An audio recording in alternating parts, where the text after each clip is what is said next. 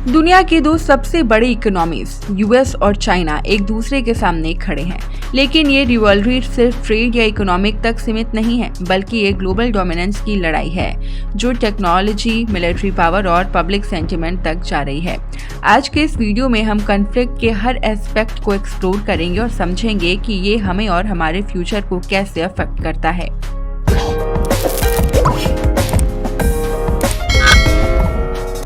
Number 1, historical context.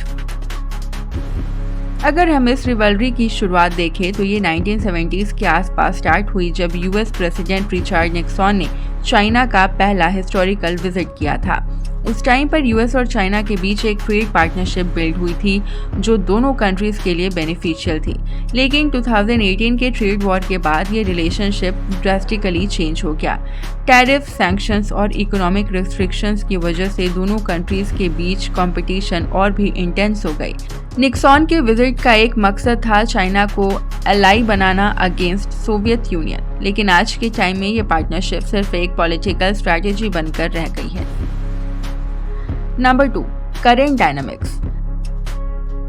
आज के समय में यूएस चाइना रिलेशनशिप काफी कॉम्प्लेक्स और टेंस है। ट्रेड वॉर के दौरान यूएस ने चाइनीज इंपोर्ट्स पर 60% तक टैरिफ लगा दिए थे, जिसकी वजह से चाइनीज इकोनॉमी पर काफी इम्पैक्ट पड़ा। उसी तरह चाइना ने भी रिटेलिएट किया, एक्सपोर्ट रिस्ट्रिक्शंस और रेयर अर्थ मटेरियल्स को सप्लाई को कंट्रोल करके। ये सिर्फ इकोनॉमिक मेजर्स नहीं है, ये दोनों तरफ से एक स्ट्रैटेजी है अपने डोमिनेंस को स्टैब्लिश करने की। रिसेंट डेवलपमेंट में चाइना अपने बेल्ट एंड रोड इनिशिएटिव के थ्रू ग्लोबल मार्केट्स में अपना प्रेजेंस एक्सपैंड कर रहा है, जबकि यूएस अपने अलाइज के साथ मिलकर चाइना के एक्सपेंशन को काउंटर करने की कोशिश कर रहा है। Number 3, military tensions. ट्रेड और इकोनॉमी के अलावा मिलिट्री रिवॉल्वरी भी इस कॉन्फ्लिक्ट का एक बड़ा हिस्सा है। साउथ चाइना सी इस रिवॉल्वरी के मेजर फ्लैश पॉइंट है, जहां चाइना अपने मिलिट्री बेसिस और नेवल पावर को एक्सपैंड कर रहा है। वहीं ताइवान एक और सेंसिटिव इशू है। यूएस ताइवान को एक सोवरेन कंट्री के फॉर्म में देखता है, जबकि चाइना ताइवान को अपना हिस्सा मानता है। ये टेंशन कभी कभी एस्केलेशन तक पहुंच जाती है, जैसे साउथ चाइना सी में नेवल ड्रिल्स या ताइवान स्ट्रेट के आसपास फाइटर जेट्स का डिप्लॉय होना। ये सब इंडिकेटर्स है कि फ्यूचर में ये रिवॉल्वरी और भी डेंजरस हो सकती है। Number 4, technological competition. टेक्नोलॉजी का रोल इस रिवॉल्वरी में सबसे ज्यादा क्रूशियल है।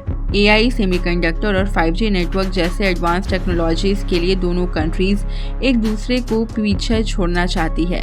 ह्यूआई जैसे कंपनीज ने चाइना के टेक्नोलॉजिकल डोमिनेंस को बढ़ावा दिया है, जबकि यूएस ने इन कंपनीज पर सैंक्शंस लगाकर उन्हें रिस्ट्रिक्ट करने की कोशिश की है। टेक्नोलॉजी सिर्फ एक बिजनेस का टूल नहीं है, ये नेशनल सिक्योरिटी और ग्लोबल पावर का एक मेजर फैक्टर बन चुकी है। सोचिए, अगर किसी एक कंट्री का एआई और सेमीकंडक्टर्स में कंप्लीट डोमिनेंस हो तो उसका इम्पैक्ट ग्लोबल सिक्योरिटी और इकोनॉमी पर कितना बड़ा होगा। Number 5, public sentiment and propaganda. दोनों कंट्रीज अपनी पब्लिक सेंटिमेंट को कंट्रोल करने के लिए प्रोपेगेंडा का सहारा लेती है। यूएस में चाइनीज प्रोडक्ट्स के अगेंस्ट कैंपेन्स चलाए गए, जबकि चाइना अपने सिटीजन्स को नेशनल प्राइड के साथ मोटिवेट करता है। सर्वेज और पोल्स के हिसाब से चाइनीज सिटीजन्स अपनी गवर्नमेंट के सपोर्ट में काफ़ी स्ट्रांग है, जबकि यूएस में मीडिया नैरेटिव्स चाइना को एक थ्रेट के फॉर्म में देखते हैं। ये पब्लिक सेंटिमेंट गवर्नमेंट के डिसीजन को डायरेक्टली इन्फ्लुएंस करते हैं और रिवॉल्वरी को और कॉम्प्लेक्स बना देते हैं। Number 6, future outlook. फ्यूचर में क्या हो सकता है? क्या यूएस और चाइना के बीच कोलैबोरेशन पॉसिबल है, या ये रिवॉल्वरी और एस्केलेट करेगी? एक्सपोर्ट के हिसाब से दोनों कंट्रीज के बीच कॉपरेशन की पॉसिबिलिटीज कम है, लेकिन एस्केलेशन काफ़ी लाइकली है, स्पेशली मिलिट्री और टेक्नोलॉजी के एरियाज में। ये दोनों कंट्रीज सिर्फ एक दूसरे के रिवॉल्वरीज नहीं, बल्कि एक पूरी ग्लोबल ऑर्डर को नए फॉर्म में ढाल रही है। इसका इम्पैक्ट सिर्फ इन दोनों नेशन पर नहीं, बल्कि हर कंट्रीज पर पड़ेगा। तो दोस्तों, यूएस चाइना रिवॉल्वरी एक सिंपल ट्रेड वॉर से बढ़कर एक कॉम्प्लेक्स ग्लोबल कॉन्फ्लिक्ट बन चुकी है, जो हर एस्पेक्ट को इम्पैक्ट करती है, चाहे वो इकोनॉमी हो, टेक्नोलॉजी हो या मिलिट्री। आपका क्या ओपिनियन है? क्या ये रिवलरी फ्यूचर में कोलैबोरेशन में बदल सकती है या ये हमेशा के लिए एक कॉन्फ्लिक्ट बन के रह जाएगी? अपने ओपिनियन कमेंट में ज़रूर शेयर करें और वीडियो इन्फॉर्मेटिव लगी हो तो लाइक, शेयर एंड चैनल को सब्सक्राइब करना ना भूलें। Thank you.